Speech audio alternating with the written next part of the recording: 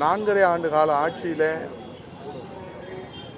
ஆட்சி அதிகாரத்திற்கு வருவதற்காக 525 வாக்குறுதிகளை எதிர்க்கட்சி தலைவராக இருக்கிற போது மாண்புமிகு முத்துவேல் கருணாநிதி ஸ்டாலின் அவர்கள் அளித்தார்கள்.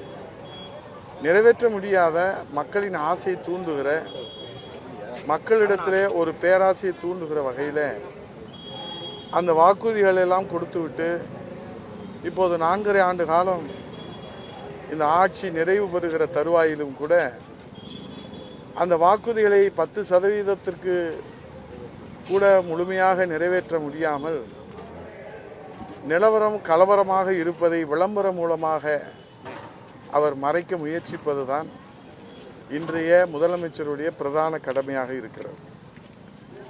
இன்றைய தமிழகத்தினுடைய ஆட்சி அதிகாரத்தினுடைய நிலவரம் கலவரமாக இருக்கிறது. அதற்கு விளம்பரத்தை வைத்து உண்மை நிலவரத்தை மறைக்க பார்க்கிறார்கள். அதில் அவ்வப்போது அவர் பச்சை பொய் சொல்வதை தனது கடமையாக கொண்டிருக்கிறார். தமிழகத்தில் இன்றைக்கு நீங்கள் மதுரையை கூட எடுத்துக்கொள்ளுங்கள், 10 சட்டமன்ற தொகுதி இருக்கிறது. இந்த 4.5 ஆண்டு காலத்தில் ஏதாவது ஒரு வளர்ச்சி திட்டங்கள் அவர்கள் செய்திருக்கிறார்களா?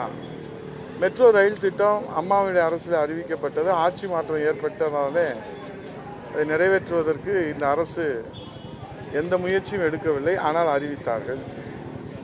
அதேபோல் இளைஞர்களுக்கு வேலை வாய்ப்புக்கு நாங்கள் முயற்சி எடுப்போம் என்று அவர்கள் அறிவித்து அது கிடப்பிலே இருக்கிறது. அதேபோல் அம்மாவுடைய ஆட்சியில் எடப்பாடியார் முதலமைச்சராக இருக்கிற போது விமான நிலையத்தை ஓடுதளத்தை விரிவுபடுத்துவதற்காக நாம் அண்டர்பாஸ் திட்டத்திற்கு மத்திய அரசினுடைய அனுமதியை பெற்றோம். அது கிடப்பிலே இருக்கிறது.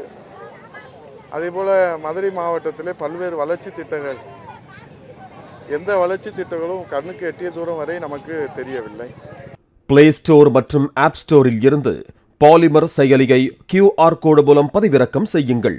செய்திகளை உடனுக்குடன் பெறுங்கள்.